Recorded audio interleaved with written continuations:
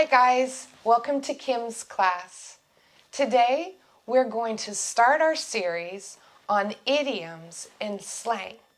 I think it's important to understand what an idiom is and what slang is before we start each of the lessons. Over here you'll see that I have wrote the definitions of an idiom and of slang.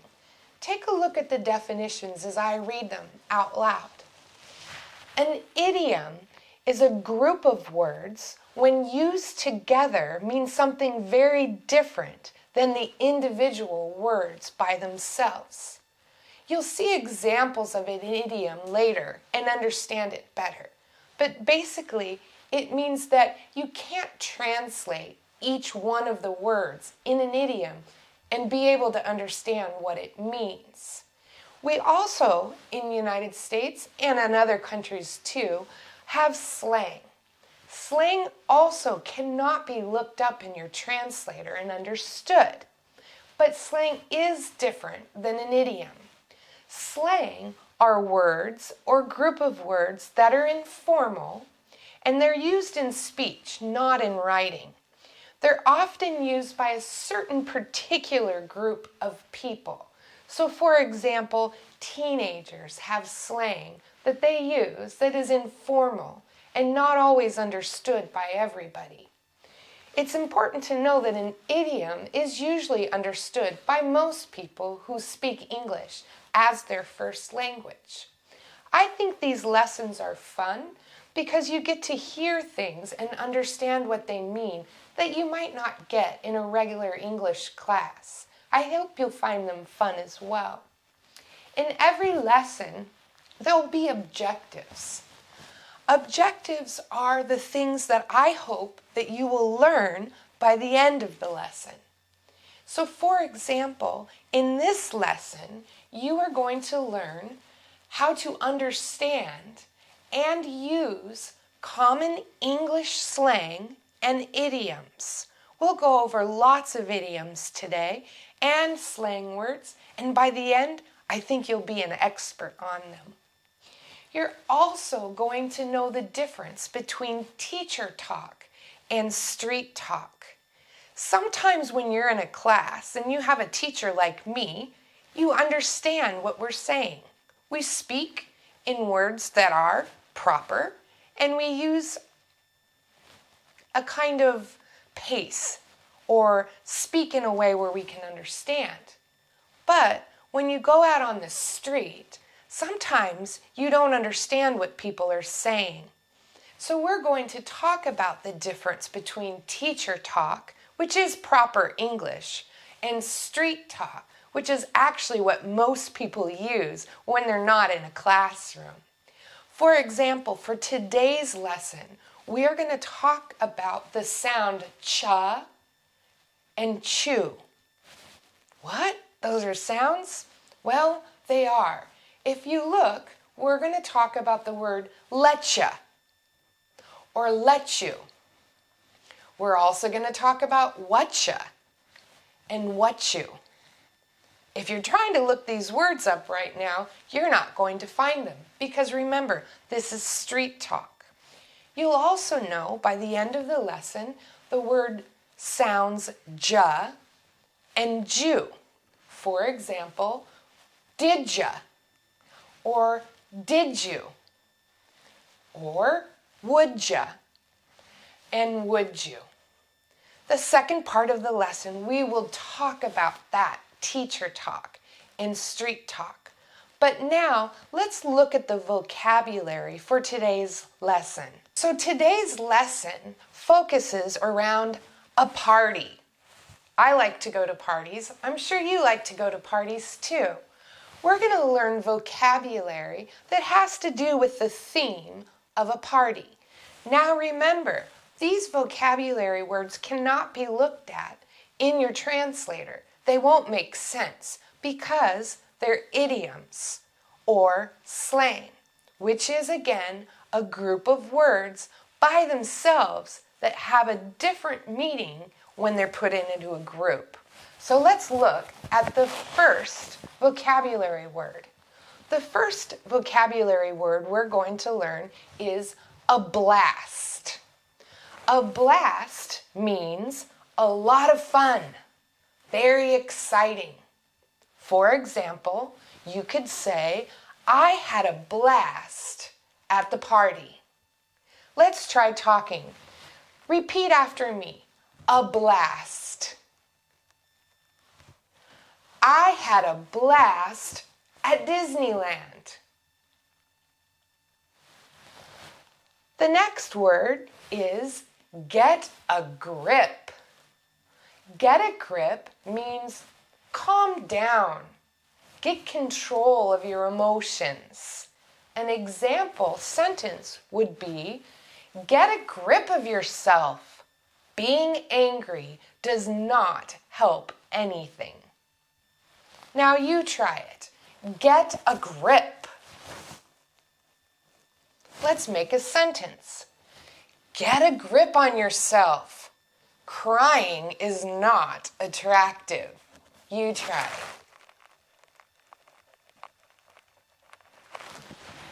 The next word is, what's up with that? What's up with, or what's up with that, means what's the problem, or what's going on. An example sentence would be, what's up with your dad? He looks mad. You try it. What's up with that? Let's use it in a sentence. What's up with Mom? She looks sad. The next group of words is to put someone on. To put someone on means to joke or tease someone. An example sentence was, Jen was putting you on when she told you she was pregnant. She's not having a baby. Put someone on. You try it.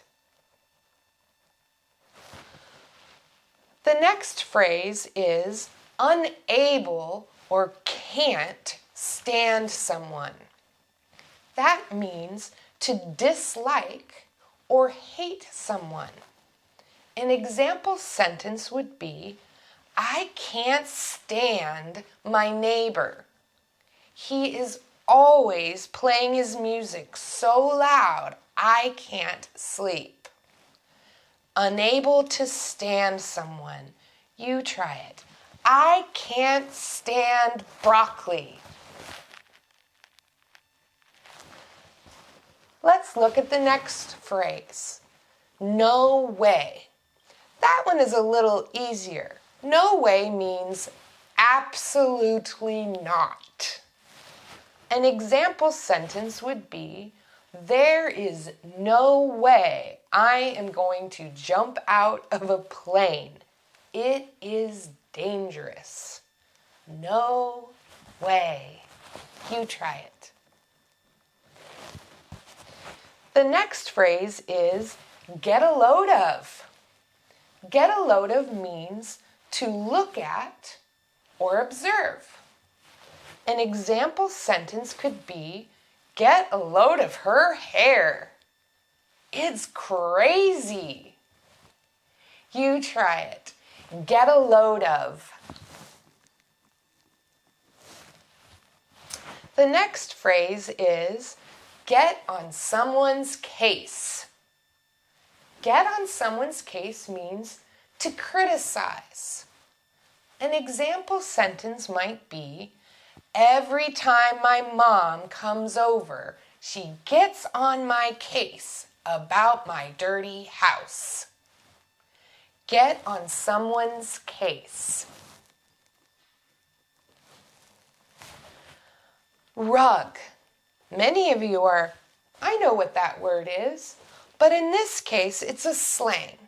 It's an older slang, but a rug is a hairpiece for a man who has no hair. An example sentence would be, my father is losing his hair. I bet he's going to start wearing a rug. Our last expression or slang is the word hunk. Hunk means a handsome man. An example sentence for hunk would be, Sam is such a hunk. All the girls are in love with him. Hunk. You try it. Hunk. Now we're going to see how well you remember these examples. I'm going to show you an idiom or a slang, and you are going to guess the correct meaning for that slang word. So, you might want to pause the video and write these down, or just follow along. Let's see how well you do. Okay, let's read number 1 together. Number 1 says, "Don't be so upset. Get a grip." Does get a grip mean leave me alone or calm down? If you said calm down, you're correct. Let's look at number 2. What a great party. I'm having a blast. Does having a blast mean I'm terribly bored or I'm having a great time? If you said I'm having a great time, you're correct. Let's look at number 3. Number 3 says, Rob seems a bit upset. What's wrong with him? What's up with him means what's wrong with him or what is he wearing? If you said what's wrong with him, you're correct. Number 4. That's not his real hair. I think it's a rug. I think it's a rug means I think it's a hairpiece. I think it's a shirt. If you said, I think it's a hairpiece, you're correct. Number 5. That story can't be true. You're putting me on. You're putting me on means you're disagreeing with me or you're teasing me. If you said you're teasing me, you're correct. Number 6. Get a load of that dress. Isn't it ugly? Get a load of that dress means look at that dress or buy that dress. If you said look at that dress, you are correct. Number 7. David exercises a lot.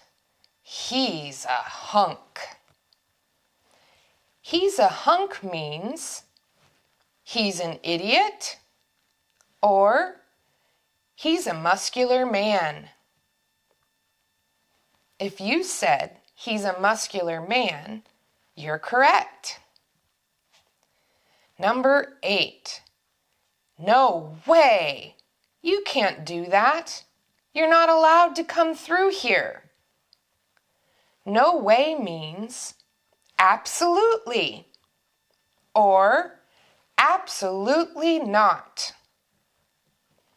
If you said absolutely not, then you're correct. Number 9. Stop reprimanding me. Get off my case. Get off my case means go on a trip or stop criticizing me. If you said stop criticizing me, you're correct. And the last one. I'm not inviting Diane. I can't stand her. I can't stand her means I really like her, or I don't like her. If you said, I don't like her, then you are correct. Good job on the matching activity. Now I think it's some time to practice speaking. I'm going to ask you some questions, and you are going to answer those questions using yes or no and one of our vocabulary words from an idiom or a slang word. Let's go ahead and try this. I'm going to ask you a question. Here's the question. Did you enjoy the party? How could you answer that question? If you said, yes, I had a blast, that is correct. Let's try it again. If I say to you, did you eat snails when you were in France? How would you answer that question? No, no way. I can't stand snails. That would be a correct answer. How about if I asked you, are you telling me the truth? What could you say? You could say, no, I'm putting you on. How about if I asked you, don't you think Betty's hair looks weird? You could say, what's up with her hair? How about this? What if I asked you, do you think I'm acting too emotional? You could say, yes, get a grip. Let's try some more. If I asked you, you and Susan are good friends, aren't you? You could say, no, I can't stand her. What if I asked you, isn't Alan muscular? You could say, yes, he's a hunk. What if I asked you, did you see Karen over there in her expensive clothes? You could say, yes. Get a load of those clothes. How about this one? Does your mother criticize you a lot? You could say, yes. She's always on my case. Here's the last one. What if I asked you, do you think that's Tony's real hair? You could say, no. It's a rug. So we're going to practice some more. This time, because we're at a party, I'm going to read a dialogue, and I want you to listen very carefully for the words that you have learned in this lesson. Listen carefully as these two people talk about a party that they're in. Listen closely for the idioms or the slangs that we have learned today. Are you ready to listen? Let's do it. I don't know why I let you convince me to come here. I hate parties. Would you get a grip? This is gonna be a blast. Oh no. Look who just walked in. Sheila Hampton. I can't stand her. She always got on my case because I didn't like the way she dressed. Did you get a load of that tiny dress she's wearing now? That belt's so tight, it looks like she's being cut in half. Hey, isn't that Ernie Milton she's with? Yeah, you're right. He's gained so much weight. And what's up with his hair? What hair? I don't know what you think, but I think it's a rug. No way. You're putting me on. He was such a hunk. He's changed so much in 10 years. I remember. I wonder what happened to him. Uh-oh, I think Sheely's waving at us. Ah, they're coming our way. Oh, no.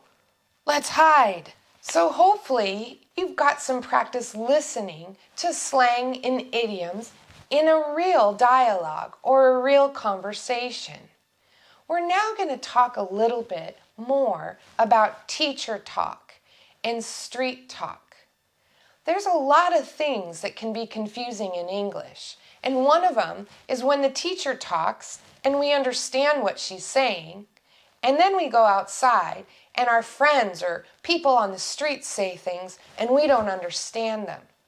That's why sometimes we have what I like to say lazy mouths, and we put words together and make them sound a little bit different than how they're actually written. I'm going to give you some examples. I want you to look carefully at this chart so that you can understand what I'm talking about. But today, before we start, I'm going to remind you that what we're talking about are these sounds here. Cha, like in the word letcha or let you. Ja, like in did ya or would ya. And Jew, like in did you or would you. Let's look at why this happens and what these words actually mean. So let's look at what happens when we put letters together. When we have the letter T plus a Y, it often equals the ch sound. When we have letters like D and Y, it often equals the j sound.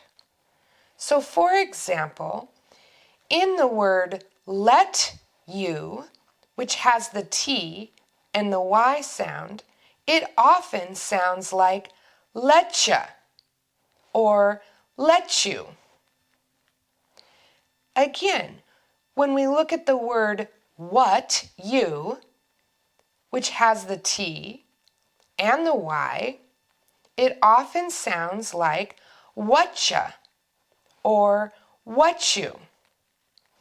Let's look at an example of how that might work. One thing you might say is, I will let you come to my house. But it sounds like, I will let ya come to my house. Or I might say, what you do is your business. And it sounds like, what you do is your business. We also have the letters D and Y. When the letters D and Y come together, they often make the j sound. For example, in the word did you, it sounds like did ya or did you. Or sometimes when you hear the word would you, it sounds like would ya or would you. Let's put it together. In the sentence, did you eat yet? A teacher talks like that. Did you eat yet? But that's not what you hear. In that sentence, you hear something that sounds like, did ya eat yet? Did you eat yet? Let's look at that again. Teacher talk, did you eat yet? What you hear on the street, did you eat yet? Here's when we often hear the sounds Jew or ja. If you look, When you see did ya eat yet, you might answer no. Did you? Did you notice how in that second line it says Jew instead of ja? Did you wonder why? It's because it's stressed. Let's look at this expression. Did you go? I thought you left. Did you finish? Could you help? If we had a question like, did you go? Someone might answer, no. Did you? Really? I thought you left yesterday. Really? I thought you did. Yeah. Did you finish your homework? Yeah. Did you? No. Could you help him? No. Could you?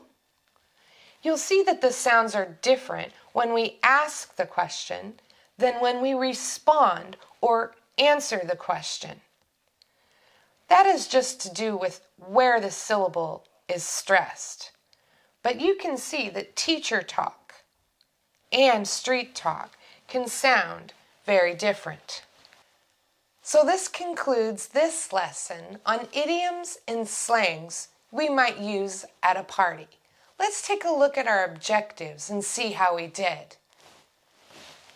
Can you understand and use common English slang and idioms? We got some practice with that. How about, do you know the difference between teacher talk and street talk? We practiced and learned words like cha, chew, ja, and Jew. Even though this lesson's over, there's many more to come. Keep watching, and for now, thank you for letting me go on this